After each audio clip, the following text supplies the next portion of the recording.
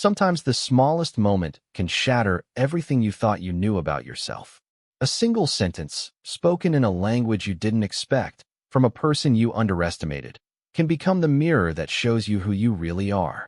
This is a story about assumptions, about the dangerous comfort of prejudice, and about how karma doesn't always wait for tomorrow. It waits in the corner booth of an upscale restaurant, watching, listening, and preparing to teach a lesson that will echo for a lifetime. The afternoon sun filtered through the tall windows of La Bella Vista, one of the most prestigious Italian restaurants in downtown Chicago. The lunch rush had just begun to settle, leaving behind the gentle clinking of wine glasses and the soft murmur of conversation that marked the transition between the busy midday service and the quieter evening preparation. The restaurant prided itself on authenticity, from the hand-painted murals of the Amalfi Coast adorning the walls to the genuine Italian marble floors that clicked beneath the heels of well-dressed patrons. Christine Morrison sat at her usual corner table, the one she had specifically requested when making the reservation 3 days prior.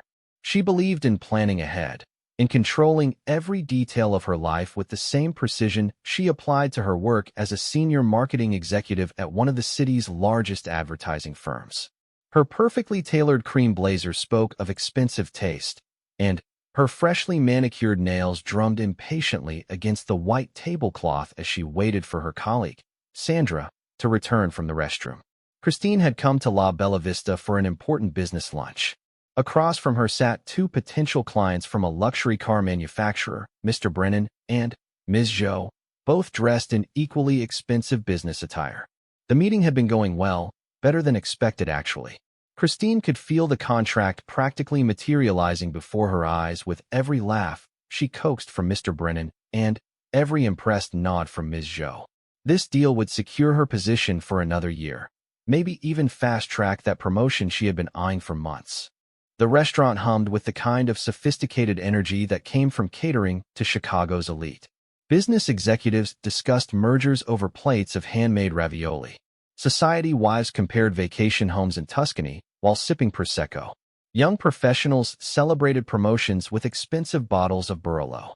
Everyone here belonged to a certain class, a certain understanding of how the world worked, and where they fit within it.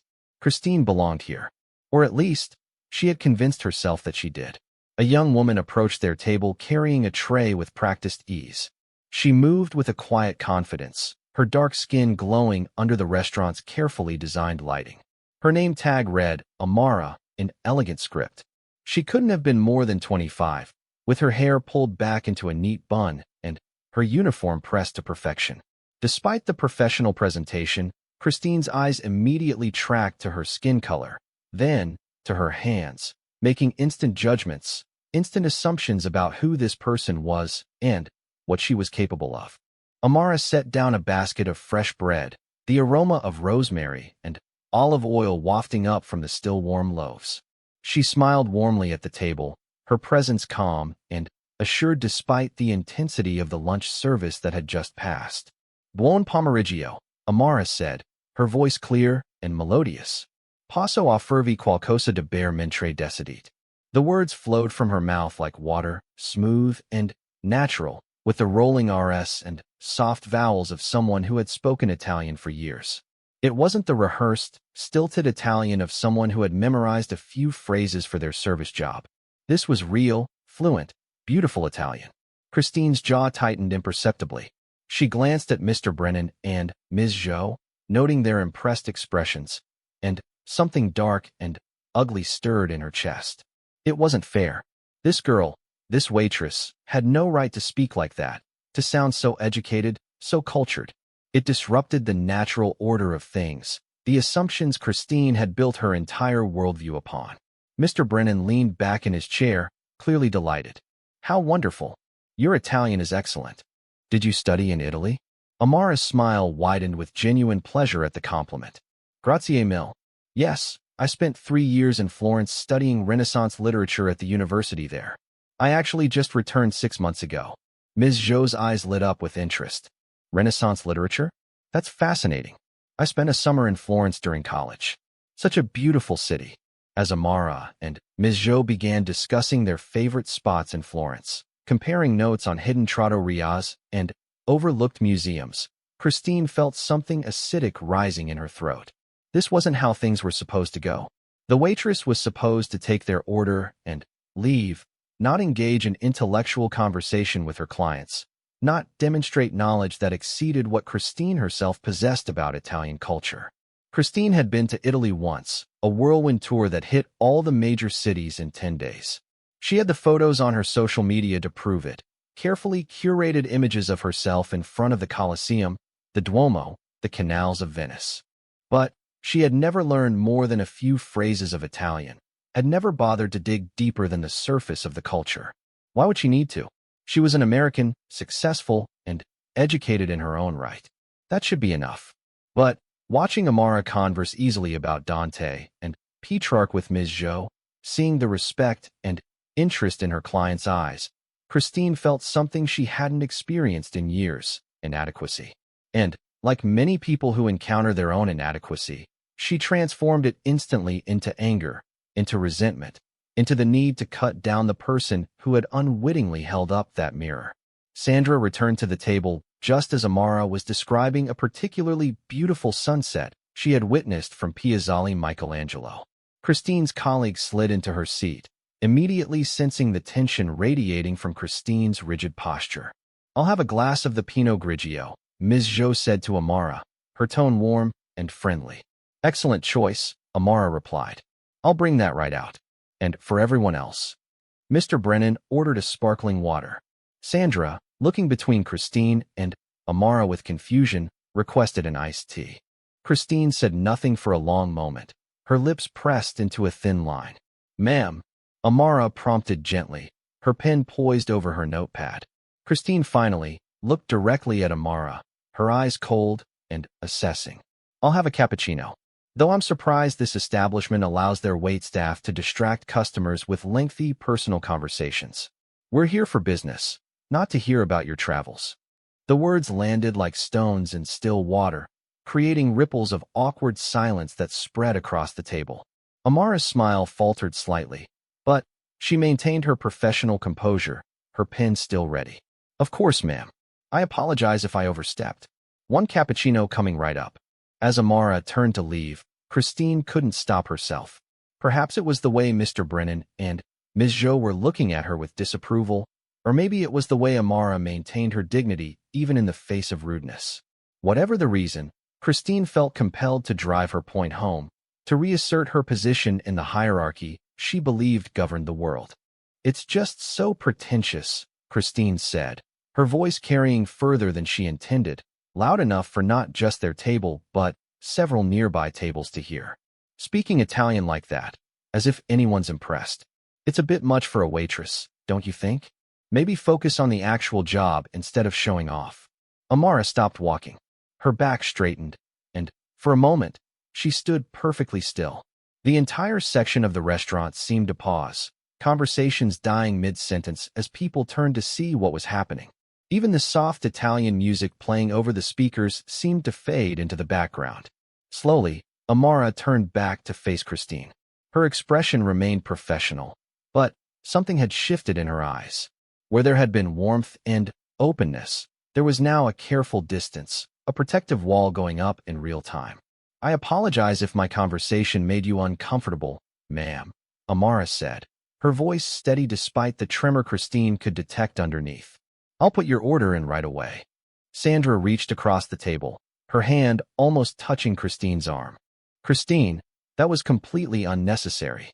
Christine pulled away from Sandra's reach, her cheeks flushing with a combination of embarrassment and defiance.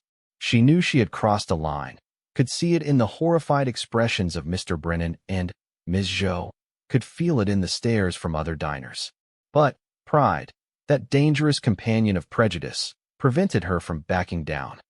"I'm just saying what everyone's thinking," Christine said, though the weakness in her voice betrayed her awareness that nobody at the table had been thinking anything of the sort. "It's unprofessional to engage customers in lengthy personal discussions during a business lunch. That's all." Ms. Zhou set down her water glass with a sharp click. "Actually, I found Amara's knowledge of Florence quite delightful." It's rare to meet someone so passionate about Italian culture working in an Italian restaurant. It adds to the authentic atmosphere. Mr. Brennan nodded in agreement, his earlier warmth toward Christine cooling visibly. Yes, I found it refreshing. Much more interesting than the usual scripted service you get at most places. Christine felt the ground shifting beneath her feet, the careful control she had maintained throughout the lunch meeting beginning to crumble. She had made a tactical error, had let her personal reactions interfere with business, and now she was watching the contract she had worked so hard to secure starting to slip through her fingers. But, more than that, she had revealed something about herself that couldn't be taken back. The mask had slipped, and everyone at the table, everyone within earshot, had seen what lay beneath. Amara walked away toward the kitchen, her shoulders squared and her head high despite the humiliation that must have been burning through her. Christine watched her go, fighting the urge to call her back, to apologize, to somehow undo what had just happened. But the words stuck in her throat, trapped behind years of assumptions and prejudices that she had never bothered to examine. Sandra leaned in close, her voice barely above a whisper. "What the hell was that, Christine? You just humiliated that poor girl for no reason. And in front of our clients." Christine straightened her blazer, trying to regain some semblance of composure. She was being inappropriate. Someone needed to say something. She was being friendly and knowledgeable, Sandra hissed back. "You were being cruel. There's a difference." Before Christine could respond, Ms. Zhou cleared her throat, her professional mask firmly back in place. But her eyes remained cold as she looked at Christine. "Perhaps we should reschedule this meeting," Ms. Zhou said, gathering her leather portfolio from the table. "I think we all need some time to reflect on how we conduct ourselves in professional and public spaces." Panic flooded Christine's chest. "Wait, please. I apologize if my comment seemed harsh. I was just trying to keep our meeting on track." Mr. Brennan stood up, buttoning his suit jacket with deliberate slowness. "Ms. Morrison, the way you just treated that young woman says more about your character and judgment than any marketing presentation ever could. Ms. Zhou, and I will need to discuss whether we want to work with someone who treats service staff with such disrespect." "But the campaign," Christine started, her voice rising with desperation. "We'll be in touch," Mr. Brennan said, the phrase carrying the universal business meaning of "don't hold your breath." He and Ms. Zhou nodded politely to Sandra, pointedly excluding Christine from their farewell, and walked toward the restaurant's exit. Christine sat frozen, watching months of work disappear through the front door. Sandra stared at her with a mixture of anger and disbelief. "Do you understand what you just did?" Sandra asked, her voice tight with controlled fury. "That was a 7-figure account, Christine. 7 figures. And you blew it because you couldn't keep your prejudice in check for one lunch meeting." "It wasn't prejudice," Christine protested weakly, even as she knew the words were lies. "It was about professionalism." Sandra stood up, throwing her napkin onto the table. "Don't. Just don't. I've worked with you for 3 years, Christine, and I've seen the little comments, the subtle jabs, the way you treat people you think are beneath you. Today you just finally said the quiet part out loud, and it cost us a major client."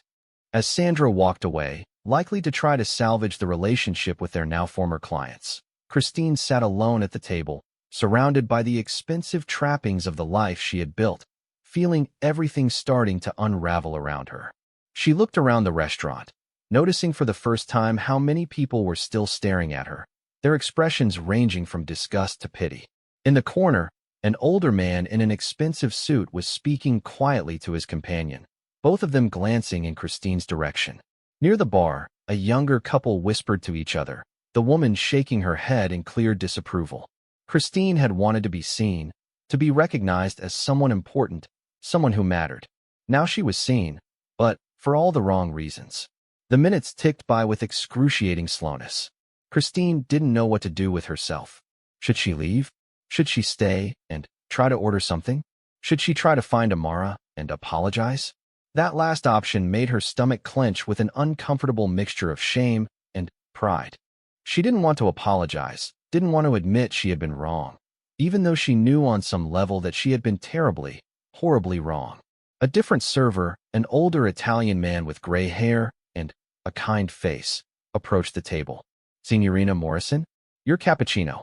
He set down the coffee with gentle care, then paused, looking at her with an expression that was hard to read. Not quite judgment, but not quite sympathy either. Something in between, something that suggested he had seen this sort of scene play out before and knew how it would end. "Thank you," Christine managed, her voice small. The server nodded and walked away, leaving Christine alone with Giovanni's eyes held Christine's gaze. And she found she couldn't look away even though every instinct told her to make an excuse and leave. There was something commanding about his presence, something that demanded attention and respect without any overt show of power.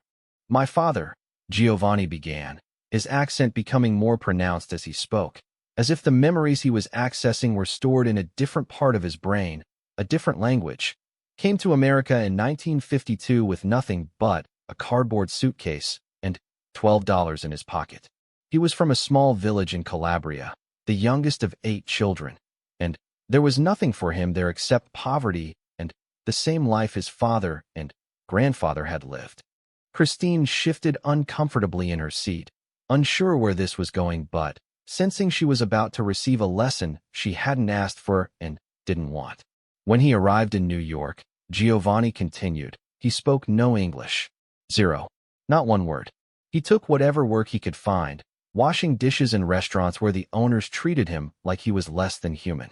They would mock his accent when he tried to speak English, laugh at his mistakes, pay him half of what they paid the white workers for the same job. The restaurant hummed around them. But, in their small bubble, everything felt still, heavy with the weight of history and hurt. One day, Giovanni said, "My father was working in an upscale restaurant in Manhattan, the kind of place where rich people went to be seen. He was in the back, scrubbing pots, when he overheard 2 of the servers talking. They were complaining about having to serve an Italian family, saying how loud they were, how they probably couldn't even read the menu, how the restaurant was lowering its standards by letting people like that in." Christine felt her face growing hot. She knew where this was going, could see the parallel being drawn, and she wanted to protest that it wasn't the same thing, that her situation was different. But the words wouldn't come. "My father told me," Giovanni said, leaning forward slightly, that in that moment, he made a decision. He would work twice as hard as anyone else. He would learn English better than native speakers. He would save every penny until he could open his own restaurant, a place where everyone would be treated with dignity and respect, regardless of where they came from, or what they looked like, or how they spoke. Giovanni gestured around at the elegant space surrounding them. It took him 30 years, but he did it. This restaurant, it's his dream. And when he passed it on to me 15 years ago, he made me promise that I would never allow anyone to be treated the way he was treated. Not customers, not staff, not anyone who walks through those doors. The implication hung in the air like smoke. Christine wanted to defend herself, to explain that she hadn't been motivated by the same kind of prejudice those servers had shown Giovanni's father. But even as she formed the arguments in her mind, she knew they were hollow, knew that she was lying to herself. "Amara," Giovanni said, his voice softening, "is one of the most exceptional people I've ever had the privilege to employ. Did you know that she graduated summa cum laude from Northwestern before going to Italy? That she speaks 5 languages fluently? That she's working here while she completes her doctoral dissertation on Renaissance poetry and its influence on modern Italian identity?" Each fact landed like a blow to Christine's solar plexus. 5 languages. Summa cum laude. A doctoral dissertation. The woman she had dismissed as just a waitress, as someone beneath her, was more educated, more accomplished, more worldly than Christine herself had ever been. "She works here," Giovanni continued, "because she loves Italian culture, because she wants to stay connected to the language and the community while she finishes her research. She could work anywhere, do anything. But she chooses to be here because it matters to her. And she's brilliant at it. Customers love her. She makes this place feel authentic, feel warm, feel like the Italy my father left behind all those years ago." Christine's cappuccino had gone cold, but she couldn't have drunk it even if it were fresh. Her throat felt tight, constricted with shame and the desperate need to defend herself against accusations that were all the more painful because they were true. "I'm sorry," Christine whispered, though the words felt inadequate, insufficient for the harm she had caused. I didn't know.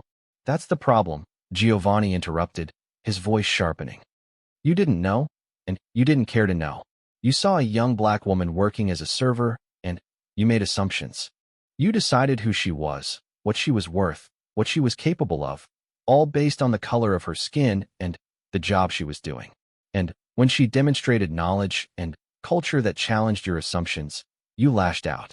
The older man in the expensive suit that Christine had noticed earlier was now standing near their table, not close enough to intrude, but close enough to hear. Giovanni glanced at him, and something passed between them, some unspoken communication that Christine couldn't decipher. You know what the saddest part is? Giovanni asked, turning back to Christine. This happens more often than you'd think. People come in here with their prejudices, their assumptions, their need to feel superior to someone, anyone. And when someone like Amara challenges those assumptions simply by existing, simply by being excellent at what she does, they react exactly like you did. With cruelty, with dismissiveness, with the need to put her back in what they see as her place. Christine felt tears beginning to slip down her cheeks, her mascara probably running, her carefully maintained appearance crumbling just like everything else in her life. I really am sorry, she said again, her voice breaking. I don't know what I was thinking. She couldn't finish the sentence because she didn't know how to articulate the complex tangle of insecurity, prejudice, and fear that had motivated her words. She didn't know how to explain that seeing Amara succeed at being effortlessly cultured and knowledgeable had made her feel small, inadequate, threatened in ways she didn't fully understand. Giovanni stood up, smoothing down his suit jacket. Your apology to me means nothing, Ms. Morrison. I'm not the one you hurt. But I will tell you this. Amara is in my office right now, trying to hold back tears because of what you said to her. A brilliant, kind, exceptional young woman is questioning her worth, her place in this world, because you decided to weaponize your prejudice in a moment of insecurity. The words cut deeper than anything Christine had experienced in years. She had caused real harm, real pain, to another human being. Not just professional embarrassment or lost business, but genuine emotional damage to someone who had done nothing wrong, who had simply been good at her job and passionate about her knowledge. Can I talk to her? Christine asked, knowing even as she said it that she had no right to ask, no right to expect Amara to accept her apology or even look at her again. Giovanni shook his head slowly. That's not my decision to make, and, frankly, I don't think Amara owes you anything, least of all her time and emotional energy. But I will tell you what I am going to do. I'm going to ask you to leave my restaurant, Ms. Morrison, and I'm going to ask that you don't return. The reality of being banned from La Bella Vista, one of the most prestigious restaurants in Chicago, hit Christine like a physical blow. This wasn't just about one bad lunch. This was about reputation, about word spreading through the tight-knit community of Chicago's elite. Giovanni Russo was well-respected, well-connected. If he told people what had happened here today, Christine's career, her social standing, everything she had worked for could be destroyed. Please, Christine said, standing up quickly, her chair scraping loudly against the marble floor. Please, Mr. Russo. I know I was wrong. I know I behaved terribly. But, please, give me a chance to make this right. Let me apologize to Amara. Let you what? Giovanni asked, his voice not unkind but firm. Let you assuage your guilt so you can feel better about yourself? Let you check the box of having apologized so you can tell yourself you're not really that person? That's not how this works, Ms. Morrison. The man in the expensive suit had moved closer now, and Christine recognized him suddenly. It was Richard Chun, the CEO of one of Chicago's largest tech companies, someone whose face appeared regularly in business magazines and at charity galas. He was looking at Christine with an expression of such profound disappointment that she felt her knees go weak. Giovanni noticed Christine's recognition and nodded toward Richard. Mr. Chun was having lunch with his daughter when your incident occurred. They heard everything. Richard Chun stepped forward, his hands in his pockets, his demeanor casual but his eyes intense. You know what I found most disturbing, Ms. Morrison? Not just what you said, but the confidence with which you said it. Like you genuinely believed you had the right to speak to another human being that way. Like it didn't even occur to you that you might be wrong. Christine wanted to disappear, to sink through the floor, to somehow undo the last hour of her life. She was being confronted not just by the owner of the restaurant, but by one of the most powerful businessmen in Chicago, and there was nowhere to hide from the truth of what she had done. "My daughter," Richard continued, gesturing to a young woman sitting at his table, watching the scene unfold, "is about Amara's age. She's a graduate student, works part-time as a barista to pay for her books. And I hope to God that no one ever speaks to her the way you spoke to Amara today. I hope she never has to experience having her intelligence, her worth, her humanity questioned simply because someone else felt threatened by her excellence." The younger woman, Richard's daughter, met Christine's eyes across the restaurant. There was no anger in her gaze, just a kind of sad recognition, as if she had seen this play out before, as if she understood exactly what Amara was feeling right now because she had felt it herself.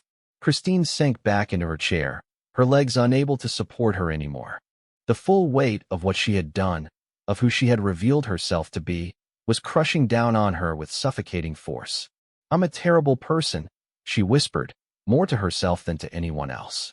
Giovanni's expression softened slightly, just a fraction. "No," he said, "you're a person who did a terrible thing. There's a difference, though not much of one. The question is what you do next. Do you examine yourself, really look at the beliefs and prejudices that led you to this moment? Do you do the uncomfortable work of changing? Or do you go back to your life, telling yourself it was just a mistake, a bad day, a momentary lapse, and continue being the person who would do something like this?" Before Christine could respond, a young busboy approached Giovanni and whispered something in Italian. Giovanni nodded, said something back, and the busboy hurried away. "I need to go," Giovanni said, looking back at Christine. "We're short-staffed now because Amara has asked to leave early, which she's never done in the 2 years she's worked here. So congratulations, Ms. Morrison. Your words didn't just hurt one person. They've disrupted my entire evening service." He turned to walk away, but then paused, looking back over his shoulder. "Your check has been taken care of. Consider it a parting gift. But please, respect my request, and don't come back."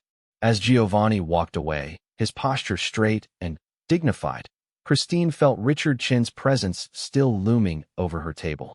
She looked up at him, tears still streaming down her face, and saw something unexpected in his expression, not just judgment, but a kind of weary recognition. "You're not unique, Ms. Morrison," Richard said quietly, crouching down so he was at eye level with her. "I've seen this play out dozens of times in my career. Someone gets comfortable, successful, starts believing that their position in the world is due entirely to their own merit and hard work. They start thinking that anyone below them in the hierarchy deserves to be there, that their success proves their worth and others' struggle proves their lack thereof." He paused, letting his words sink in. "But here's what I've learned in 30 years of business. The most successful people I know, the ones who truly change the world, are the ones who treat everyone with respect. The janitor, the secretary, the waitress, the intern. Because they understand that human worth isn't determined by job title or salary. And, more practically, because they know that you never know who someone is or who they're going to become." Richard stood up, straightening his jacket. "Amara served me lunch once, about 6 months ago. We talked about Florence because I had just returned from a business trip there. She told me about her research, her dissertation, her plans for the future. I was so impressed that I wrote her a recommendation letter for a fellowship she was applying for. She got it, by the way. Full funding for her final year of doctoral work." Christine closed her eyes, the implications of Richard's words washing over her. Amara wasn't just an exceptional waitress or even an exceptional student. She was someone with connections, with advocates in high places, with a future that would likely eclipse anything Christine would ever achieve. "I'll be honest with you," Richard continued. "I'm going to tell this story. Not with your name, necessarily, though anyone who was here will know who I'm talking about. I'm going to tell it at board meetings and conferences and business lunches because it's a perfect example of how prejudice doesn't just hurt its targets. It damages the person who holds it. You lost a major client today. You got banned from one of the city's best restaurants. And when word spreads, which it will because Chicago's business community is smaller than you think, you'll find doors closing that you didn't even know were open. He reached into his pocket and pulled out a business card, setting it on the table in front of Christine. But I'm also going to give you this because I believe in second chances, even for people who mess up as badly as you did today. If you do the work, real work, to examine your prejudices and change your behavior, call me. I fund several diversity and inclusion training programs. They're not fun, they're not comfortable, but they work if you actually commit to them. Christine picked up the card with shaking hands, staring at Richard Chin's name embossed in elegant silver lettering. A lifeline, offered from someone who had every right to simply walk away and let her drown in the consequences of her actions. Why? Christine asked, her voice hoarse. Why would you help me after what I did? Richard smiled, but it was a sad smile, tinged with something that looked like memory, like old pain. Because 25 years ago, I was in a meeting where a senior executive told me that Chinese people were good at copying, but not innovating, that I should stick to implementation and leave the creative work to others. And I was so angry, so humiliated, that I almost quit business entirely. But someone, an older Asian American executive, pulled me aside afterwards and told me that the man who said those things was operating from ignorance and fear, not from truth.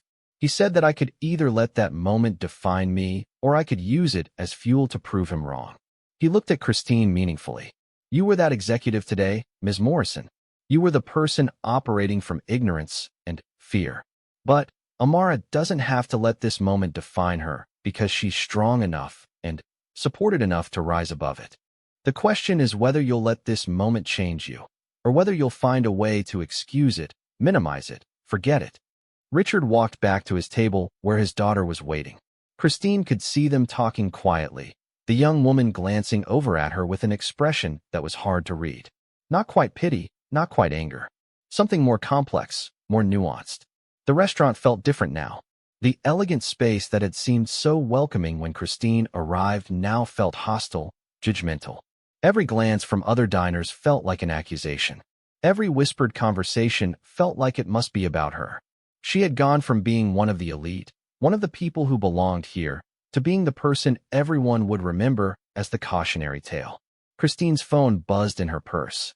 She pulled it out to see a text from Sandra. Don't bother coming back to the office today. HR wants to see you first thing Monday morning. I had to report the incident. I'm sorry. More consequences. Of course.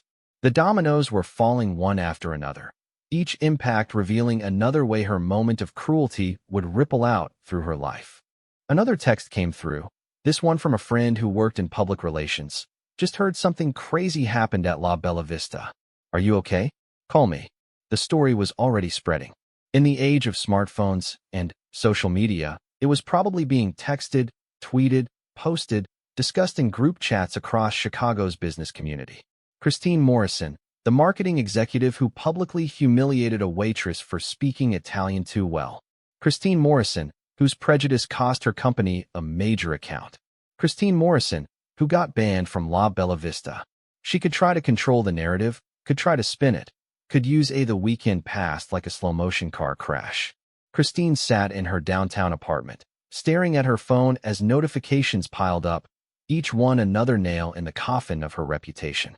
On Saturday morning, she received a LinkedIn message from someone she barely knew, asking if she was okay after what happened at La Bella Vista. By Saturday evening, 3 different people had unfriended her on social media. By Sunday afternoon, she had 11 missed calls from her mother in Connecticut, who had somehow heard about the incident from a friend whose daughter lived in Chicago. Christine didn't answer any of the calls. She couldn't face the questions, couldn't bear to hear the disappointment in her mother's voice or try to explain the inexplicable. How could she tell her mother, who had always taught her to treat everyone with respect, that she had publicly humiliated a young woman for the crime of being educated and black simultaneously? She spent most of Sunday sitting on her couch, still in her pajamas, scrolling through social media with morbid fascination. Nobody had posted anything directly about the incident, but there were subtle references everywhere. A local food blogger posted a glowing review of La Bella Vista, praising their inclusive atmosphere and exceptional staff who embody authentic Italian culture. A diversity consultant Christine followed tweeted, "Reminder, being highly educated and working in service isn't contradictory. Stop making assumptions about people based on their job title. A Northwestern University alumni group shared an article about successful Black academics, and Christine couldn't help but wonder if Amara was among them. On Sunday night, unable to sleep, Christine finally did what she had been avoiding since Friday afternoon. She Googled Amara's full name, which she had glimpsed on some paperwork at the restaurant. What she found made her stomach turn. Amara Okonkwo wasn't just a doctoral student. She was a published scholar with articles in prestigious academic journals. She had won multiple awards for her research. She had given a TEDx talk about the intersection of African diaspora literature and European Renaissance poetry that had over 1 million views. Her faculty advisor at Northwestern's website listed her as one of the most promising young scholars in her field. There were photographs of Amara at conferences, dressed in professional attire, presenting her research to rooms full of academics. There were videos of her speaking at literary events, her voice confident and clear, switching effortlessly between English, Italian, French, and what might have been Igbo. There was a profile in the Northwestern Alumni magazine detailing her journey from the south side of Chicago to Florence and back, describing her work as groundbreaking and essential. Christine closed her laptop and put her head in her hands. She had belittled a woman who was more accomplished, more educated, more worldly, and more respected than Christine herself had ever been. And she had done it based purely on assumptions rooted in prejudice, in the toxic belief that a young Black woman working in a service job couldn't possibly be exceptional. Monday morning arrived too quickly, and yet not quickly enough. Christine dressed in her most conservative business suit, as if professional attire could somehow protect her from what was coming. She arrived at her office building at 7:30, hoping to slip in before too many people were around, but the lobby was already busy with morning commuters and delivery people. As she waited for the elevator, Christine felt eyes on her. A woman she vaguely recognized from another company on her floor glanced at her, then quickly looked away. 2 younger men in tech startup casual wear stopped their conversation mid-sentence when they saw her. The security guard who usually greeted her cheerfully with a comment about the weather simply nodded, his expression carefully neutral. The elevator ride to the 12th floor felt eternal. Christine shared the space with 4 other people, and the silence was deafening. Usually, there would be small talk, complaints about Monday mornings, discussions about weekend plans. Today, nothing. Just the mechanical hum of the elevator and the weight of unspoken judgment. When she stepped off on her floor, the usual morning bustle of her marketing firm seemed to pause. Conversations stopped. People looked up from their desks, their expressions ranging from curiosity to hostility to something that might have been secondhand embarrassment. Christine walked to her office with her head high, refusing to let them see how much their stares affected her. But once she closed the door behind her, she sagged against it, her professional mask cracking under the strain. A knock came almost immediately. It was Marcus, her assistant, a young Black man fresh out of graduate school who had worked for her for almost a year. He looked uncomfortable, his usual easy smile replaced by a tight, professional expression that Christine had never seen before. HR called. Marcus said, not quite meeting her eyes. They want to see you at 8 o'clock. Conference room B. Thanks, Marcus, Christine said, trying to sound normal, trying to sound like this was just another Monday morning meeting. But Marcus didn't leave. He stood in the doorway, his hands in his pockets, looking like he was wrestling with whether to say something. Finally, he spoke. You know, Ms. Morrison, I told my girlfriend about what happened Friday. She works at Northwestern, in the English department. She knows Amara Okonkwo. Marcus paused, his jaw tight. She said Amara is one of the kindest, smartest people she's ever met. She said Amara volunteers with literacy programs for underprivileged kids. She said Amara gave up a full scholarship to teach in Italy for a year so she could come back and work with communities on the South Side. Christine felt like she had been punched in the stomach. Every new piece of information about Amara made her own behavior seem more monstrous, more unforgivable. Marcus, Christine started, but she didn't know how to finish the sentence. Marcus shook his head. I've worked for you for 11 months, Ms. Morrison. You've always been professional with me, always been fair as far as I could tell. But Now I keep wondering. When you look at me, do you see Marcus, your assistant who graduated top of his class and has good ideas about campaigns? Or do you see a black man who should be grateful to have this job, who should stay in his lane, who shouldn't speak up too much or show off too much or be too confident? The question hung in the air between them, heavy with implications Christine didn't want to examine. I see you, Marcus, Christine said quietly. I see your work, your talent, your potential. Do you? Marcus asked, his voice not angry, just tired. Or did you? Until Friday, when you showed everyone what you really think about people who look like me and Amara when they don't stay in the boxes you've put them in. He didn't wait for an answer. He simply turned and walked away, leaving Christine alone with the devastating accuracy of his words. At 8 o'clock exactly, Christine walked into conference room B to find 3 people waiting for her. Jennifer Park, the head of human resources, David Thornton, the company's COO, and, surprisingly, Gerald Morrison, the CEO and founder of the firm, who happened to share Christine's last name though they weren't related. The fact that Gerald was present told Christine everything she needed to know about how seriously the company was taking this situation. Gerald almost never got involved in personnel matters. His presence meant this had escalated far beyond a simple HR issue. Christine, please sit down, Jennifer said, her voice professionally cordial but lacking any warmth. Christine sat, folding her hands in her lap to keep them from shaking.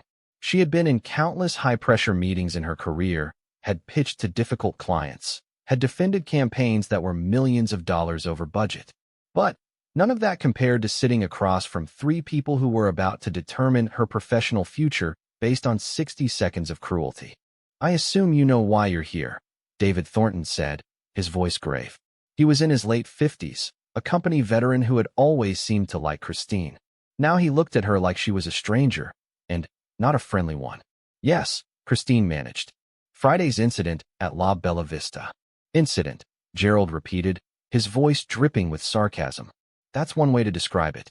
Others might call it a public display of racism and cruelty that has damaged our company's reputation and cost us a significant client. Christine flinched at the word racism. She wanted to protest, to say it wasn't about race. It was about professionalism, about keeping business meetings focused. But she knew how hollow that would sound, knew that everyone in this room had already seen through that excuse. Mr. Brennan and Ms. Zhou, Jennifer said, pulling out a file, formally withdrew their company from negotiations with us on Saturday morning. They cited concerns about our company's values and the character of our senior leadership. That's a $7.3 million account, Christine. Gone. $7.3 million. The number landed like a physical weight on Christine's chest. She had known it was bad, but hearing it stated so baldly made it real in a way it hadn't been before. Moreover, David continued, we've received communication from 3 other clients expressing concern about continuing their relationships with us. 2 have specifically requested that you be removed from their accounts. 3 more clients. The dominoes were still falling, each one taking a piece of Christine's career with it. I've also received, Gerald said, pulling out his phone, approximately 47 emails over the weekend from employees, current and former clients, and business associates who either witnessed the incident or heard about it. I'm going to read you a few excerpts. He scrolled through his phone, then began reading in a flat, emotionless voice that somehow made the words even more devastating. As a woman of color working in marketing, I'm horrified to learn that someone in senior leadership at your firm holds such obvious prejudices. How can I trust that I'm being evaluated fairly when people like Christine Morrison are making decisions about promotions and client assignments? Gerald looked up briefly, then continued. I was at La Bella Vista on Friday and witnessed Ms. Morrison's treatment of the server. It was appalling. I work with your firm on several accounts, and I'm now questioning whether I want to continue that relationship. Another pause, another damning excerpt. I'm a black woman who interviewed with your company last month. After hearing about the La Bella Vista incident, I'm withdrawing my application. I don't want to work somewhere where I'll be subjected to that kind of treatment. Gerald set down his phone and looked directly at Christine. Do you understand what you've done? You didn't just hurt one person. You didn't just cost us one client. You've created a PR crisis that threatens our ability to recruit diverse talent, maintain client relationships, and operate as a business. Christine felt tears welling up, but she blinked them back furiously. She didn't deserve to cry, didn't deserve to make this about her pain when she was the one who had caused all of this damage. "I'm sorry," Christine said, her voice barely above a whisper. "I'm so sorry. I know that doesn't fix anything, but I am. I was wrong, completely wrong, and I wish I could take it back." Jennifer leaned forward, her expression sympathetic but firm. "Christine, can you help us understand what happened? We've worked with you for 6 years. You've always been professional, driven, successful. We've never had any complaints about discrimination or inappropriate behavior. So what happened on Friday?" It was the question Christine had been asking herself all weekend. What had happened? How had she gone from competent professional to the villain in a story that would probably follow her for the rest of her career? "I don't know," Christine said, and then realized how weak that sounded, how much like an excuse. "No, that's not true. I do know. I felt threatened. Amara was so knowledgeable, so cultured, and my clients were responding to her in a way that made me feel like I was being upstaged. And instead of being impressed or interested, I felt diminished. And I lashed out." David frowned. "Threatened by what exactly?" "By a waitress doing her job well." "No," Christine said, trying to find the words to explain something she barely understood herself. "Threatened by having my assumptions challenged. I looked at Amara, and I saw a young black woman working as a server, and I made judgments about who she was and what she was capable of. And when she demonstrated that my assumptions were completely wrong, I felt like she was showing me up, like she was violating some unspoken rule about knowing her place." The silence that followed Christine's confession was profound. She had said the quiet part out loud, had articulated the ugly truth that everyone already knew, but that sounded even worse when spoken plainly. "At least you're being honest," Gerald said after a long moment. "That's more than a lot of people in your situation would do. But honesty doesn't undo the damage. It doesn't bring back our clients. It doesn't erase the pain you caused Amara Okonkwo. And it doesn't solve the problem of what we do with you now." Christine nodded, accepting the truth of his words. She deserved whatever was coming. Termination, probably. Public shaming, definitely. The end of her career in marketing, almost certainly. She had worked so hard for so long to build her reputation, and she had destroyed it in less than a minute. Jennifer opened another folder, pulling out several pages of printed documents. "We've been doing research this weekend. About Amara Okonkwo, about her background, about the incident itself." She slid the papers across the table to Christine. Christine looked down and saw printouts of Amara's academic profile, her published papers, articles about her research. There were also transcripts of social media posts from people who had been at the restaurant, describing what they had witnessed. Several people had included photos they had taken of the restaurant that day, and in one of them, Christine could see herself at her table, her expression twisted with disdain as she looked in Amara's direction. "Do you see this woman?" Jennifer asked, pointing to Amara's professional headshot from her university profile. "This is someone who could work anywhere, who has turned down prestigious positions to finish her research. This is someone who volunteers her time to help others, who uses her platform to advocate for educational equity. This is someone whose potential contribution to the world is limitless." Jennifer paused, letting that sink in. "And you tried to diminish her, to make her feel small, because she threatened your sense of superiority. That's not just wrong, Christine. It's actively harmful. It's the kind of behavior that perpetuates systemic inequality and makes it harder for talented people from marginalized communities to succeed." Gerald stood up, pacing to the window and looking out over the Chicago skyline. "I built this company on the principle that good marketing tells authentic stories, that it connects with people in meaningful ways.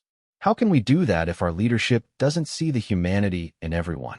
How can we tell authentic stories if we're operating from assumptions and stereotypes?" He turned back to face Christine. "I'm going to be straight with you. The easy thing, the thing that protects the company's reputation, would be to terminate you immediately. Issue a statement saying we have zero tolerance for discrimination, cut ties completely, and move on." Christine nodded, prepared for those words. It was what she deserved. "But," Gerald continued, and Christine's head snapped up in surprise, I don't think that's actually the right answer. Because firing you doesn't address the root cause.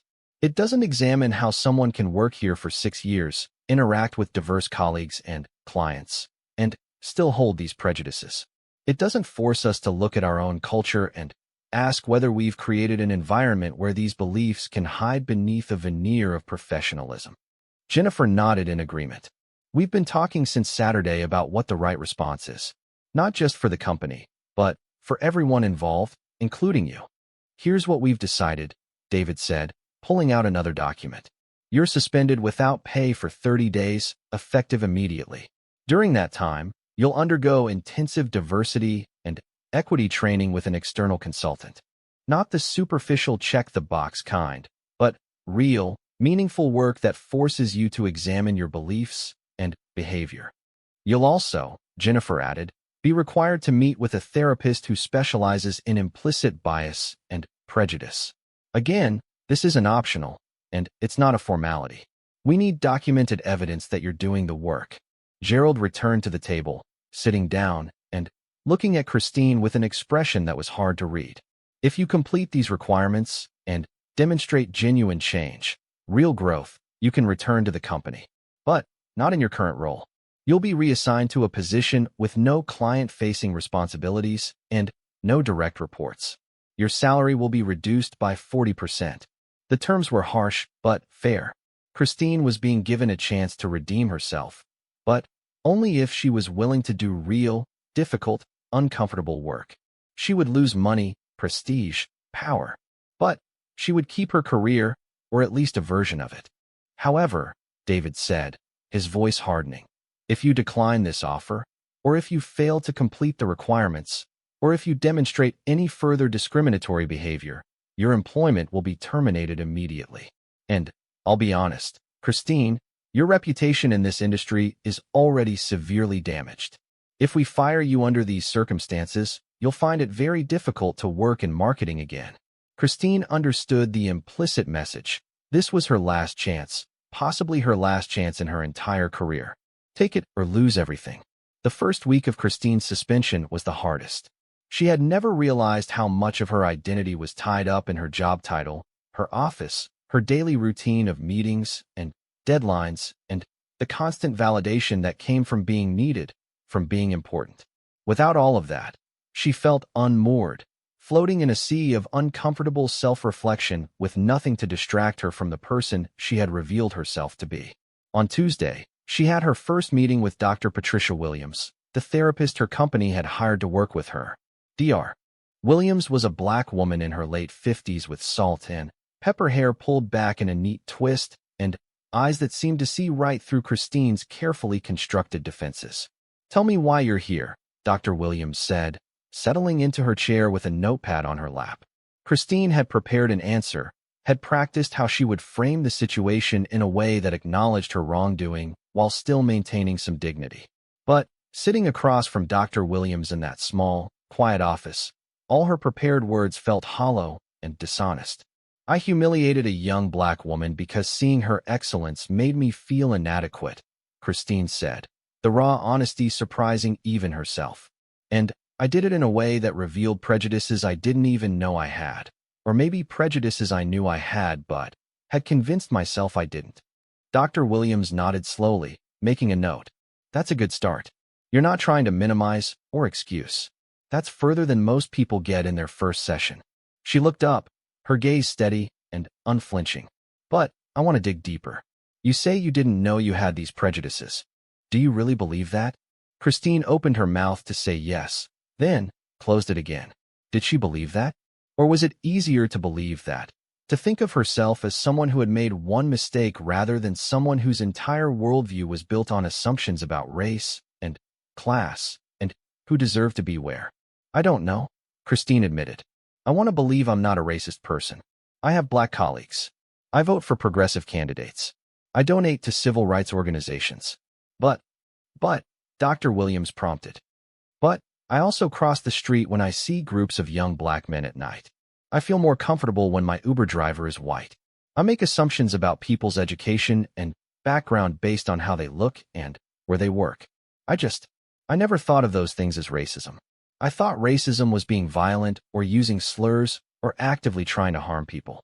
I didn't realize that it could be quieter, more insidious. Dr. Williams set down her notepad. Christine, I'm going to be very direct with you because that's the only way this work is going to be effective. You have a choice right now. You can do the minimum required by your company, attend the sessions, say the right things, complete the training, and go back to your life having learned nothing except to be more careful about expressing your prejudices out loud.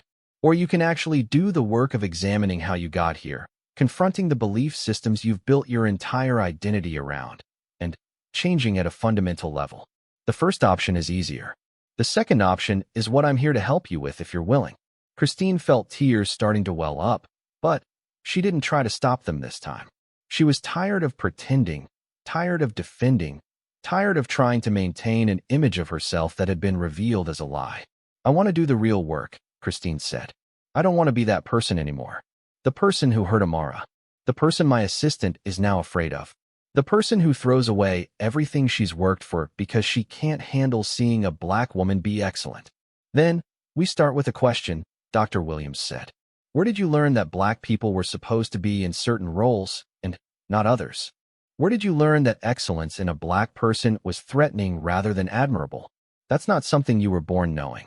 It was taught to you, implicitly or explicitly, by your family, your community, your culture. So we're going to trace those lessons back to their source.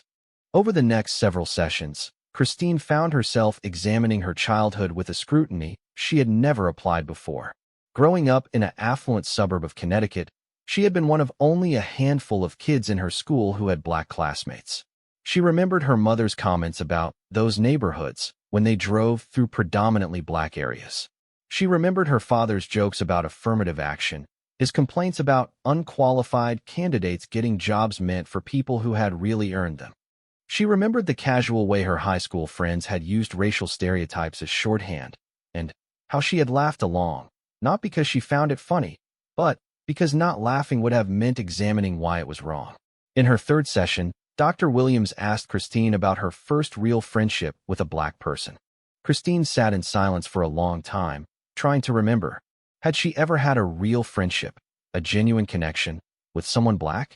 Or had all her interactions been surface level, professional, the kind of cordial coexistence that allowed her to think of herself as unprejudiced without actually challenging any of her assumptions? In college, Christine finally said, there was a girl in my dorm, Keisha.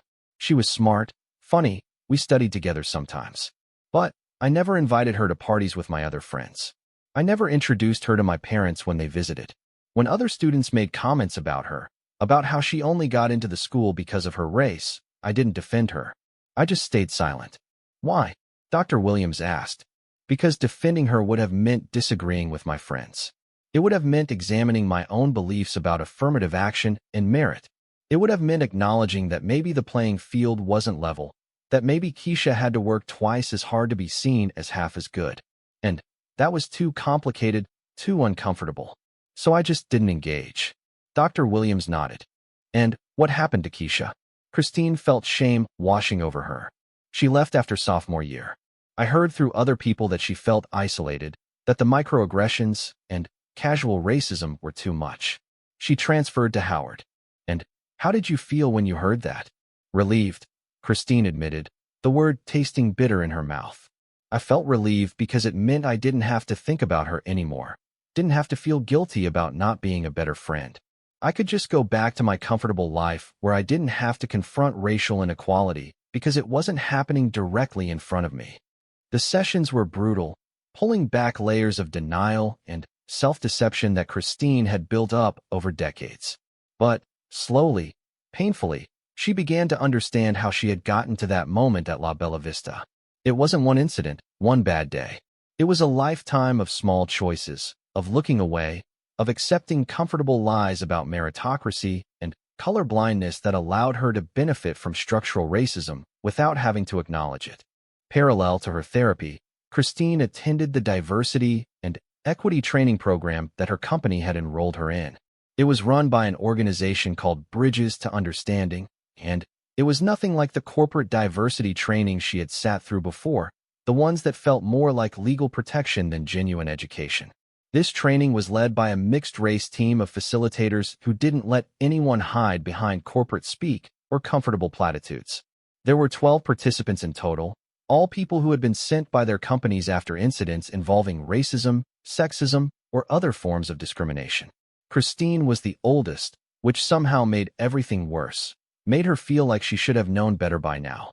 On the first day, they went around the circle introducing themselves and explaining why they were there. A young man named Brad had made rape jokes at a company happy hour. A woman named Jennifer had called a Latina colleague spicy and couldn't understand why that was offensive.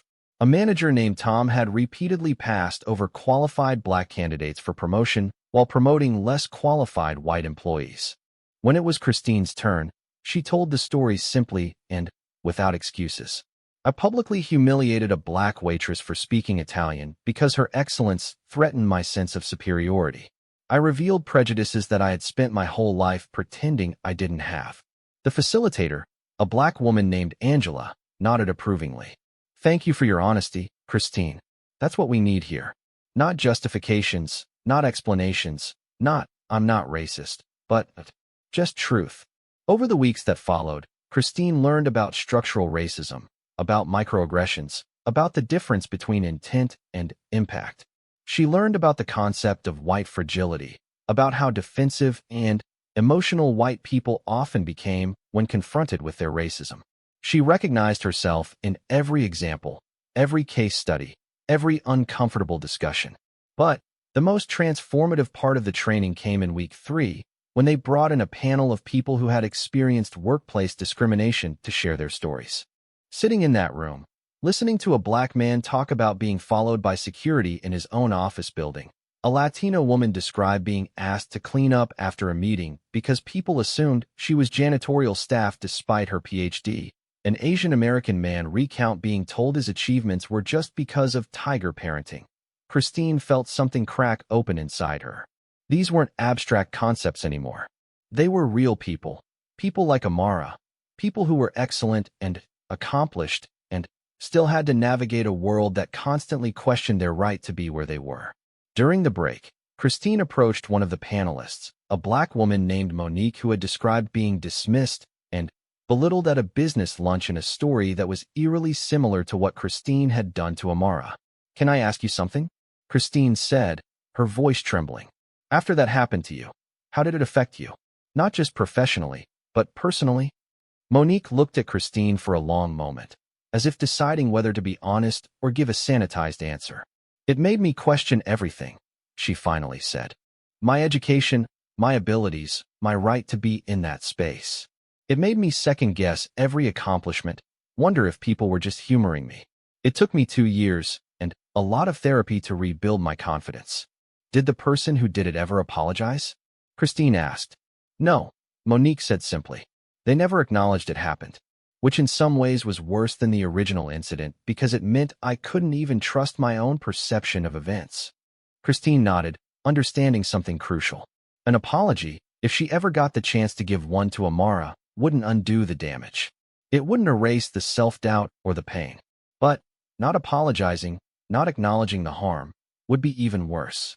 I did something similar, Christine confessed, to a woman named Amara. I've been wanting to apologize, but I don't know if I have that right. If reaching out would just be making her relive the trauma for my own benefit. Monique considered this. Here's what I can tell you. If you do reach out, make sure it's really about her, not about you. Don't apologize to make yourself feel better. Apologize because she deserves to be seen, to be heard, to have someone acknowledge that what happened was wrong. And if she doesn't want to accept your apology or doesn't want to engage with you at all, respect that. That evening, Christine sat in her apartment with a blank piece of stationery in front of her. She had been thinking about writing to Amara for weeks now, but she hadn't known what to say. Now, after Monique's advice, she began to write. Dear Amara, my name is Christine Morrison. I'm the woman who humiliated you at La Bella Vista 6 weeks ago. I don't expect you to read this entire letter. I wouldn't blame you if you tore it up without getting past this first paragraph. But I needed to write it anyway, not because I think an apology will fix what I did, but because you deserve to have someone acknowledge the harm I caused. What I said to you that day was cruel, prejudiced, and completely inexcusable. I made assumptions about who you were based on your race and your job, and when you demonstrated knowledge and culture that challenged those assumptions, I lashed out. I tried to diminish you because your excellence made me feel inadequate. That says everything about my own insecurities and prejudices and nothing about you. I want you to know that I've been forced to confront those prejudices over the past weeks in ways that have been uncomfortable and necessary. I've been in therapy examining where these beliefs came from. I've been in training learning about the harm that people like me cause, often without even realizing it. I've been doing the work of trying to become someone who would never do to another person what I did to you. But I'm not writing to tell you about my journey or my growth. I'm writing to tell you that what happened was not your fault. You didn't do anything wrong. You were excellent at your job, knowledgeable about your field, passionate about Italian culture. The fact that I couldn't handle that I felt threatened by it, was entirely my failing, not yours. I've learned about your academic work, your research, your contributions to the field of Renaissance literature. I've read some of your papers. I've watched your TEDx talk. And I'm in awe of what you've accomplished and what you're contributing to the world. I'm sorry that my words made you doubt, even for a moment, your value and your place in the spaces where you belong. I'm not asking for forgiveness. I'm not asking you to respond to this letter or to have any contact with me. I'm simply asking that you know this. You deserved better. You deserve better. And I'm sorry that I wasn't capable of seeing your humanity in that moment. I hope your dissertation is going well. I hope Florence is treating you kindly in your memories. I hope the world is recognizing your brilliance, because it's obvious to anyone who actually takes the time to see you. Sincerely, Christine Morrison. Christine read the letter 3 times, making small adjustments, trying to ensure it was truly about Amara and not about her own need for absolution. Finally, she folded it carefully, placed it in an envelope, and addressed it to Northwestern University's English department with a note asking them to forward it to Amara. She didn't know if Amara would read it. She didn't know if it would matter. But she had needed to write it anyway, needed to put into words the apology and acknowledgement that Monique had said she deserved. 2 days later, Christine was at Dr. Williams's office for her regular Thursday session when her phone buzzed with an email. She normally kept her phone off during therapy, but Dr. Williams had stepped out to take a call, so Christine glanced at the screen. The email was from an address she didn't recognize, a.okonkwo@northwestern.edu. Christine's heart started racing. She opened the email with shaking hands, not sure what she would find. Anger? A cease and desist letter? A detailed description of the harm Christine had caused? The email was short. Ms. Morrison, I received your letter. I appreciate you taking responsibility for what happened. I'm not ready to forgive you, and I may never be. But I can acknowledge that your apology seemed sincere and focused on the harm you caused rather than on seeking absolution. I want you to understand something. What you did that day hurt me deeply. But it wasn't the first time I'd experienced something like that, and it probably won't be the last. Black people, especially black women, navigate microaggressions and overt racism constantly. We're questioned, dismissed, underestimated, and have our accomplishments attributed to anything other than our actual merit. Your incident was just one data point in a lifetime of similar experiences. I'm sharing this not to make you feel worse, but to help you understand that this isn't just about one bad day you had. It's about systems and beliefs that affect people like me every single day. If you really want to make amends, don't just work on yourself. Work to change those systems. Use your privilege and your platform, once you rebuild it, to make spaces safer and more equitable for people who don't look like you. I'm continuing my research. I'm finishing my dissertation. I'm moving forward with my life. What you said hurt, but it didn't break me, because I'm stronger than your prejudice. I hope you become the person you're trying to be. Amara Okonkwo. Christine read the email 3 times, tears streaming down her face. Amara had responded with grace and strength, had offered not forgiveness, but something perhaps more valuable, a challenge to do better, to be better, to use this painful experience to make actual change in the world. When Dr. Williams returned, she found Christine sitting with her phone in her lap, crying quietly. What happened? Dr. Williams asked, her voice concerned. Christine handed her the phone. Dr. Williams read the email, then, handed it back with a thoughtful expression. "How do you feel?" Dr. Williams asked. "Grateful," Christine said. "And humbled. And determined." "She's right. It's not enough to just fix myself. I need to do more." "Then, that's what we'll work on," Dr. Williams said. Not just healing. Why 11 months after the incident at La Bella Vista, Christine stood in front of a room full of college students at Northwestern University's business school. Her hands were shaking slightly as she held her notes, but she had learned to accept the nervousness, to use it as fuel rather than letting it paralyze her. "My name is Christine Morrison," she began, her voice steady despite the anxiety coursing through her. "And I'm here to tell you about the worst thing I've ever done, and what it taught me about prejudice, privilege, and the work of becoming a better person." Getting to this moment had been a long, difficult journey. After completing her suspension and returning to work in her reduced role, Christine had initially struggled with the loss of status and authority. She was no longer leading teams or meeting with clients. Instead, she worked on internal projects, data analysis, market research that never saw the light of day. It was humbling work, the kind that required her to support others rather than being supported, to contribute without receiving credit. But, slowly, over months of continued therapy and education, Christine had begun to see her new role not as a punishment, but as an opportunity. She had time now, time to learn, time to reflect, time to figure out how to be the kind of person Amara had challenged her to become. She started volunteering with a nonprofit that helped underrepresented students prepare for careers in business and marketing. She joined her company's diversity and inclusion committee, not as a leader but as a participant willing to listen and learn. She attended lectures and workshops on racial equity. She read books by Black scholars and activists. She had uncomfortable conversations with colleagues of color, asking them to share their experiences and really listening when they did. And gradually, people began to notice. Not because Christine was advertising her growth or seeking recognition, but because the change was genuine, visible in how she interacted with others, how she approached problems, how she thought about the world. It was Marcus, her former assistant, who had first suggested she share her story publicly. They had been having coffee, a regular occurrence now that Christine had worked to rebuild their relationship into something more equitable, less hierarchical. "You know," Marcus had said, stirring his latte thoughtfully, "there are a lot of people like you were.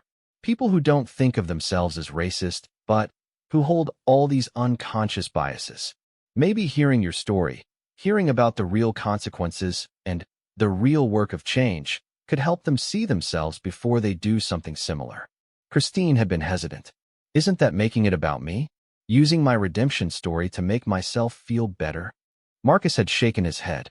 "Not if you do it right. Not if you center the harm caused and the ongoing work rather than your personal journey. Not if you make it clear that change is hard and uncomfortable and never really finished." That conversation had led to Christine writing an essay about her experience, which she had shared first with Dr. Williams, then with Amara, asking permission to tell her story as part of Christine's own, and, finally, with a business journal that published pieces on workplace culture and ethics. The essay had been honest, unflinching, holding nothing back about her prejudices and the damage they had caused. The response had been overwhelming. Some people praised her courage. Others, particularly people of color who had experienced similar discrimination, questioned whether she deserved a platform to talk about her growth when the focus should be on victims like Amara. Christine took both the praise and the criticism seriously, using the latter to continue examining her motivations and her approach. The essay had led to speaking invitations, which Christine initially declined. But Dr. Williams had encouraged her to accept, with one condition, that she always make space for voices of people who had experienced discrimination, that she never let her story overshadow theirs. Now, standing in front of these students, Christine took a deep breath and dove into her story. She described the incident at La Bella Vista in detail, not sparing herself, not softening the ugliness of what she had said and done.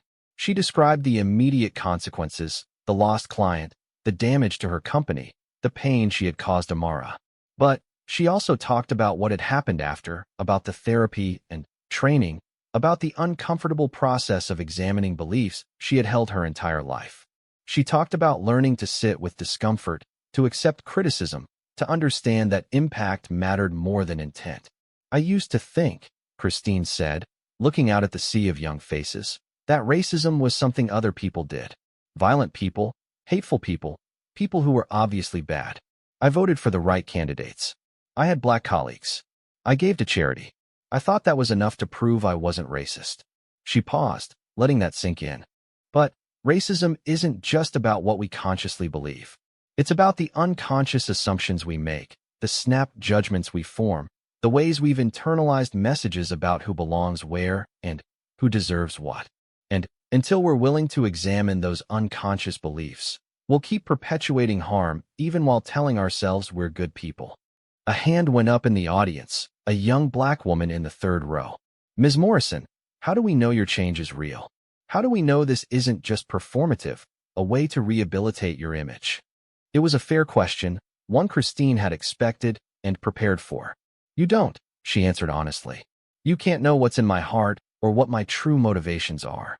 All you can judge is my actions, my ongoing behavior, my willingness to keep doing the work even when it's uncomfortable and unrewarded. She clicked to the next slide in her presentation, which showed a list of concrete actions she had taken.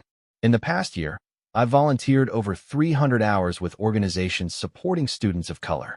I've donated a significant portion of my salary to racial justice causes. I've used my industry connections to help create internship opportunities for underrepresented students. I've spoken to HR departments about implementing better accountability measures for discrimination. Christine looked directly at the young woman who had asked the question.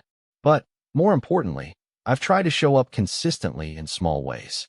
I've had conversations that made me uncomfortable. I've amplified voices of colleagues of color rather than always centering my own.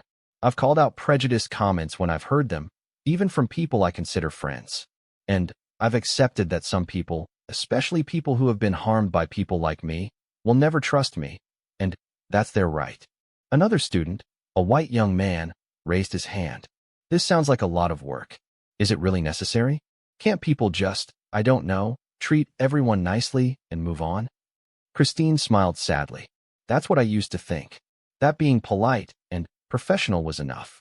But here's what I learned. Niceness isn't the same as justice. I was nice to my black colleagues while unconsciously dismissing their ideas in meetings. I was polite to service workers while judging their worth based on their jobs. Niceness is a band-aid on a bullet wound. Real change requires examining the systems we benefit from and working to dismantle them. The discussion continued for another hour, students asking thoughtful questions, challenging Christine's narrative, sharing their own experiences with discrimination and bias. Christine answered every question as honestly as she could, never deflecting, never making excuses, always returning to the central truth. She had caused harm, and the work of making amends was ongoing and probably endless. After the presentation, as students filed out, a young woman approached Christine. She was tall and slender, with box braids pulled back in a ponytail and intelligent eyes that studied Christine carefully. Ms. Morrison? My name is Taylor. I'm getting my MBA here. I wanted to thank you for your honesty today. Thank you for listening, Christine said. And, please, call me Christine. Taylor hesitated, then said, I actually know Amara. She's a family friend. I heard about what happened at La Bella Vista from her. Christine felt her stomach drop. How is she? Is she okay? She's doing well, Taylor said. She defended her dissertation last month. It was brilliant. She's going to be teaching at Northwestern in the fall, starting as an assistant professor. Pride and pain mixed in Christine's chest. Pride that Amara had succeeded, that she had accomplished her goals despite the harm Christine had caused. Pain that Christine's actions had been part of the obstacles Amara had to overcome. That's wonderful, Christine said sincerely. She's exceptionally talented. The students who get to learn from her are lucky. Taylor nodded. She is. And I want you to know that your apology, your work, it mattered to her. Not in the sense that she forgave you or forgot what happened, but in the sense that it showed her that sometimes people can actually change. That accountability is possible, even if it's rare. Thank you for telling me that, Christine said, her voice thick with emotion. But I hope you'll also tell her that I'm not doing this work for credit or recognition. I'm doing it because it's right, because it's necessary, because I don't want to be the person I was." Taylor smiled slightly. "I think she knows. She actually suggested I come hear you speak today," she said. Taylor paused, choosing her words carefully. "She said that your story was important not because you're special or because you deserve praise for becoming a decent person, but because your privilege means people will listen to you in ways they won't listen to us. And if you use that platform responsibly, if you always center the voices and experiences of people of color rather than your own redemption narrative, then maybe some good can come from something terrible." That night, lying in bed in her apartment, Christine thought about Taylor's words. She thought about the long, difficult years she had been through, about everything she had lost, and everything she had gained. She had lost her senior position, a significant portion of her salary, friendships with people who couldn't accept her acknowledgement of her own racism. But she had gained something more valuable, a clearer understanding of the world and her place in it, relationships built on honesty rather than hierarchy, and a sense of purpose that had been missing from her life even when she had been at the height of her career success. Her phone buzzed with an email.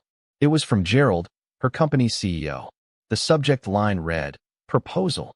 Christine opened it with curiosity tinged with anxiety. Over the past year, Gerald had been supportive of her work, but they hadn't had extensive contact since her demotion. "Christine, I've been watching your work over the past year, both within the company and in the broader community. I've heard from colleagues, from clients, from the organizations you've been volunteering with. The consensus is clear. You've done genuine, meaningful work to change not just your behavior, but your understanding of equity and justice. I'd like to propose something. We're creating a new position at the firm, Director of Equity and Inclusion. This person would be responsible for examining our hiring practices, our promotion policies, our client relationships, and our company culture through an equity lens. They would have the authority to make real changes, to hold people accountable, to ensure we're living up to our stated values. I think you should be considered for this role. Before you respond, I want to be clear about what this would mean. You would be under constant scrutiny. People would question whether you deserve this opportunity. You would have to prove yourself over and over again. You would face resistance from colleagues who don't want to examine their own biases. And you would have to continue doing your own work while holding others accountable for theirs. This isn't a reward for your redemption. It's an opportunity to use what you've learned to make our company, and hopefully our industry, more equitable. Think about it, and let me know. Gerald. Christine read the email 3 times, her emotions swinging wildly between excitement and doubt. Could she do this? Did she deserve this opportunity? Would she be taking a position that should go to a person of color who had actually experienced discrimination rather than perpetrated it? The next morning, she called Dr. Williams, who had continued being her therapist even after the mandated sessions had ended. "What do you think I should do?" Christine asked after explaining the offer. Dr. Williams was quiet for a moment. "I think you should talk to people of color in your industry, especially people who have been working on equity and inclusion issues for years. Ask them what they think. Ask them if they see value in you taking this role or if they think it's problematic. Don't make this decision in isolation." Christine spent the next week reaching out to people she had met through her volunteer work and her speaking engagements. She called Monique, the woman from the training panel. She emailed Richard Chun and asked if his daughter, who had witnessed the La Bella Vista incident, would be willing to share her perspective. She even, after much hesitation, reached out to Amara through her university email, acknowledging that Amara had no obligation to respond but asking for her input if she was willing to provide it. The responses were mixed. Some people thought Christine taking the role would be hypocritical, a white woman who had caused racial harm now positioning herself as an expert on equity. Others thought that having someone in leadership who had done genuine work to change could be valuable, as long as Christine made sure to amplify marginalized voices rather than centering her own. Amara's response came 3 days after Christine's email. It was characteristically thoughtful and honest. "Christine, I appreciate you asking for input rather than assuming you know best. That shows growth. Here's my perspective. If you take this role, you need to be clear that you're not the expert on equity and inclusion. You're someone who has learned some things through a painful process, but You don't know what it's like to experience racism, to navigate it daily, to have your accomplishments questioned, and your potential limited because of your skin color. What you can offer is your ability to spot the rationalizations and justifications that white people use to avoid examining their biases because you used to make those same rationalizations. You can create space for people of color to lead the actual work while using your privilege to ensure they're heard and resourced. But you cannot be the face of this work. You cannot let the story become about your redemption. You have to be willing to step back, to take criticism, to accept that you'll never fully understand the experiences of the people you're trying to help.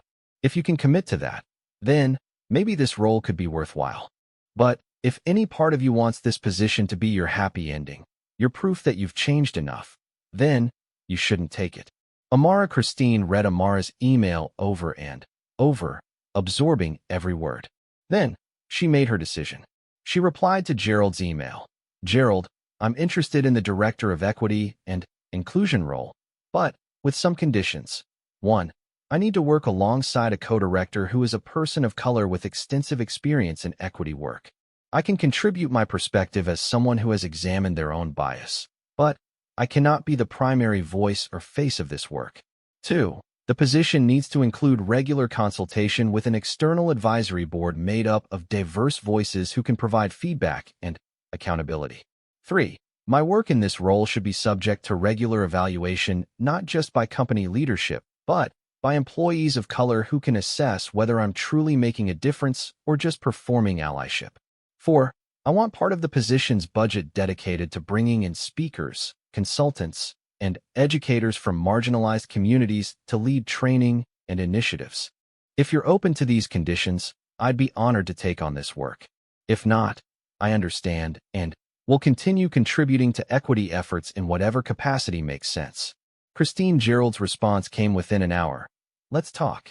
2 weeks later, Christine started in her new role, working alongside Dr. Marcus Thompson, a Black organizational psychologist who had been consulting with companies on equity issues for over 20 years.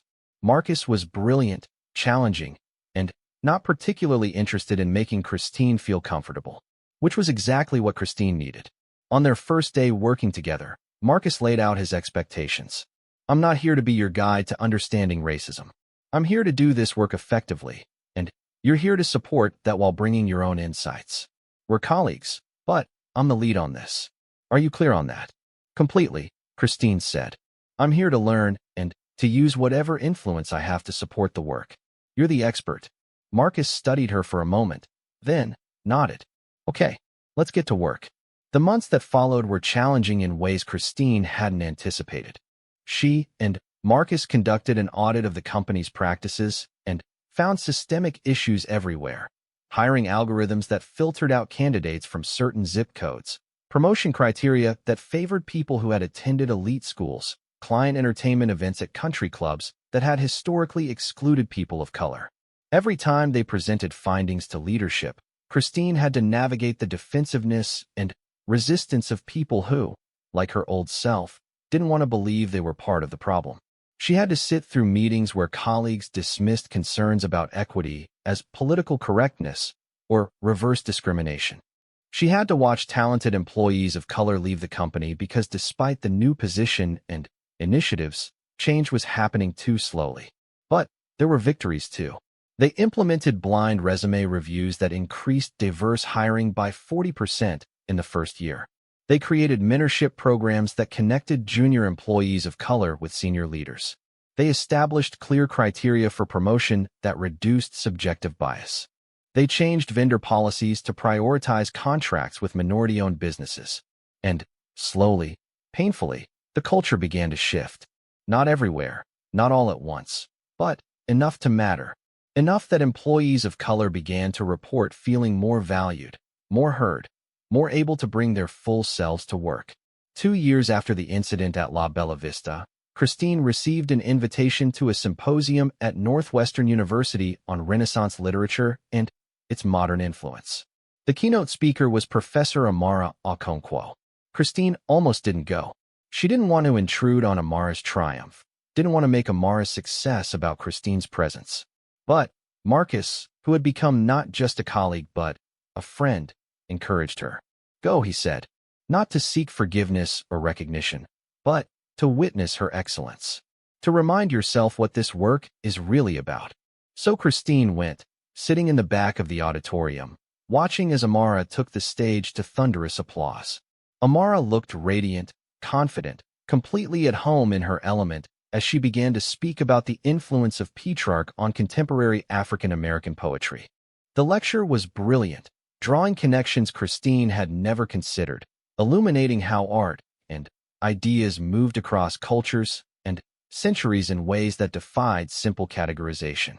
Amara spoke with passion and precision, her 5 languages weaving through her presentation as she quoted sources in their original text, then provided her own elegant translations. Watching her, Christine felt many things: pride in Amara's accomplishments, shame at her own past behavior, gratitude that Amara had survived and thrived despite the obstacles people like Christine had put in her way. But, mostly, she felt a renewed sense of purpose. This was what the work was for: creating a world where brilliant people like Amara could pursue their calling without having to constantly prove their worth to people who underestimated them. After the lecture, as people filed out, Christine considered leaving quietly. But something made her stay, made her wait in the line of people congratulating Amara, asking questions, requesting advice. When she finally reached the front, Amara looked up from the book she was signing, and their eyes met. For a long moment, neither spoke. Then, Amara set down her pen. "Christine," she said, her voice neutral, neither warm nor cold. "Professor Okonkwo," Christine replied. "Your lecture was extraordinary. Truly one of the most thought-provoking presentations I've ever attended." Amara nodded, accepting the compliment. "Thank you. I saw you in the back. I wasn't sure if you'd stay." "I almost didn't," Christine admitted. "I didn't want to intrude. But I'm glad I did. You're doing important work, work that matters." "So are you, from what I hear," Amara said. "Marcus Thompson and I serve on a few committees together. He speaks highly of your partnership." Christine felt surprised. "I didn't know you knew Marcus." Amara smiled slightly. "Chicago's equity community is smaller than you'd think. Word spreads about who's doing genuine work and who's just performing." "And which am I?" Christine asked, needing to know. Amara considered the question carefully. "I think you're someone who did something terrible and is genuinely trying to make amends by doing better. I think you're someone who will probably make more mistakes along the way, because this work is hard and you're still learning. But I also think you're committed to the work itself rather than to being seen as a good person for doing it. That's rare. I don't deserve that assessment," Christine said. "But I'm grateful for it." "You're right," Amara said bluntly. "You don't deserve it. You earn it through ongoing action. So keep earning it."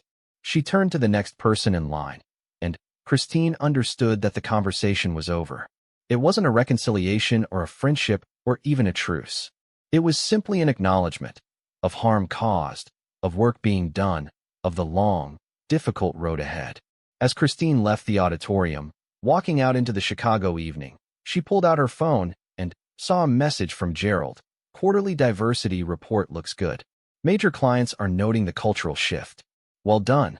She stared at the message for a long moment, then deleted it without responding. Recognition from leadership wasn't why she was doing this work.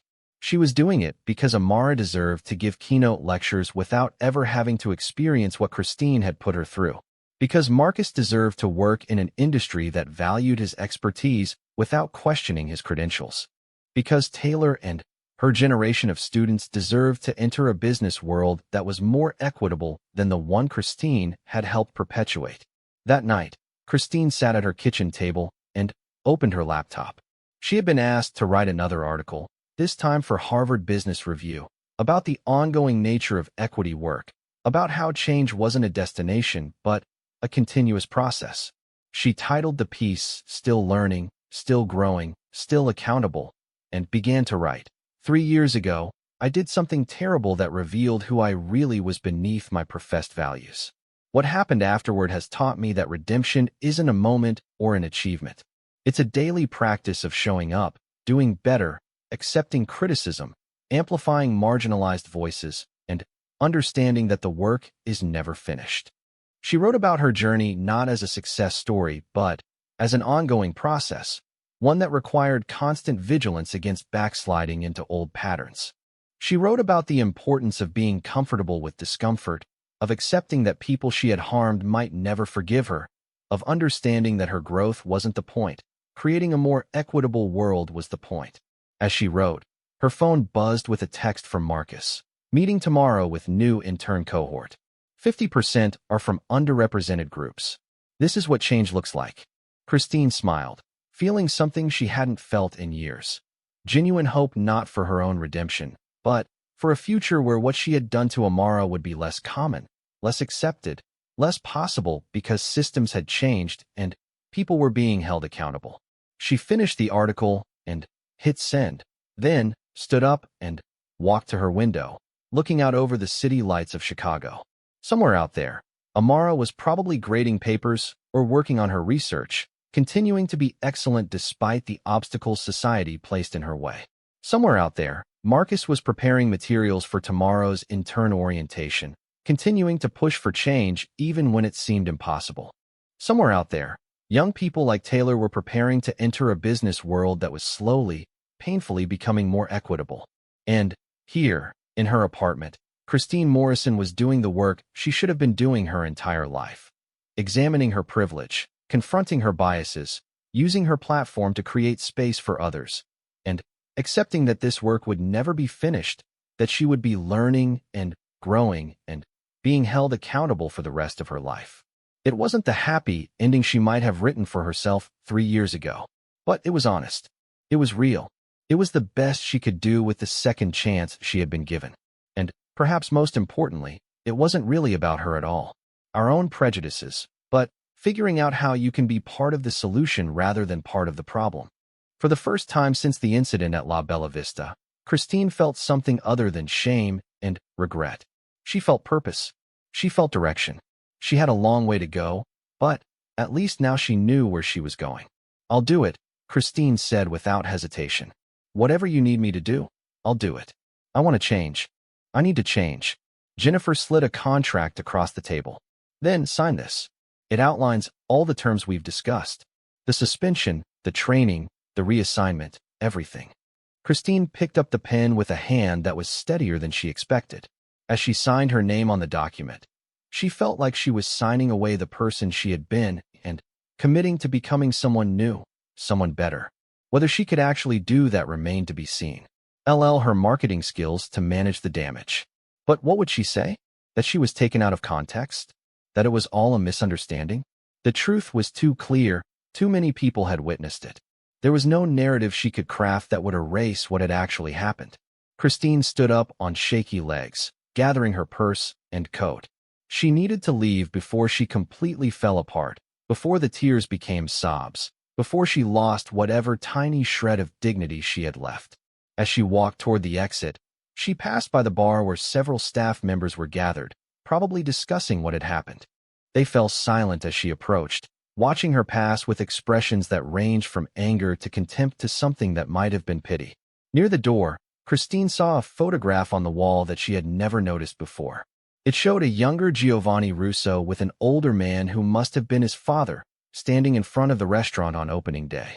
Both men were smiling with pride and joy, their arms around each other, the American dream made manifest in their shared achievement. Beneath the photograph was a plaque with words engraved in both Italian and English. "Treat everyone as if they are your honored guest, for in doing so, you honor yourself and those who came before you." The irony was not lost on Christine. She had done the exact opposite, had dishonored herself and revealed the ugliness that lurked beneath her polished exterior. And now she would have to live with the consequences. She pushed through the door and stepped out into the Chicago afternoon. The sun was still shining. The city was still moving. Life was continuing on as if nothing had happened. But, for Christine, everything had changed. The world looked different now. Knowing what she had revealed about herself, knowing that she couldn't unsee what she had seen in that terrible mirror Amara had unwittingly held up. Her coffee and her thoughts. She stared down at the perfect heart design in the foam, the skillful work of an expert barista, and felt tears prickling at the corners of her eyes. She had worked so hard to get where she was, to build her career, to earn her place at tables like this one. She had sacrificed relationships, hobbies, sleep, health, all in pursuit of success. And now, because of one moment of cruelty, one instance where she had let her true feelings show, it was all falling apart. But even as the tears threatened to fall, even as the reality of what she had done began to sink in, Christine felt something else rising up inside her. Defensiveness, justification, the human mind's remarkable ability to protect itself from uncomfortable truths. It wasn't her fault, not really. Amara had been the one acting inappropriately, engaging clients in lengthy conversations instead of just taking orders and moving on. Christine had simply pointed out what needed to be said. If people couldn't handle a little honesty, a little direct feedback, then that was their problem, not hers. She took a sip of her cappuccino, wincing at how the bitter taste matched her mood. Around her, the restaurant had returned to its normal rhythm, conversations resuming, laughter rising from other tables. Life moved on, indifferent to her personal crisis. Christine pulled out her phone, thinking she would text Sandra, try to start damage control on the lost account. But before she could type anything, she noticed someone approaching her table from the corner of her eye. It was an older gentleman in an impeccably tailored suit, his silver hair swept back from a distinguished face. He moved with the quiet confidence of someone used to being in charge, and there was something about the way other staff members glanced at him as he passed that suggested importance, authority. He stopped at Christine's table, looking down at her with piercing blue eyes that seemed to see right through her carefully constructed defenses. "Ms. Morrison," he said, his voice carrying a slight accent that Christine couldn't quite place. "I'm Giovanni Russo. I own La Bella Vista. May I have a moment of your time?" Christine's blood ran cold. The owner. Of course. Of course someone had complained to the owner about her behavior. She could feel the other shoe about to drop, could sense that her terrible day was about to get exponentially worse. "Of course," she said, gesturing to the empty seat across from her, where Mr. Brennan had been sitting just minutes before. Giovanni settled into the chair with the ease of someone completely comfortable in his own establishment, in his own skin, in his place in the world. He folded his hands on the table, regarding Christine with an expression that was neither hostile nor friendly, simply observational. "I understand there was an incident earlier," he said. "With one of my servers, Amara." Christine opened her mouth to defend herself, to explain, to justify, but Giovanni raised a hand gently, stopping her before she could begin. "Please," he said, "allow me to tell you a story first. Then, you may respond if you wish."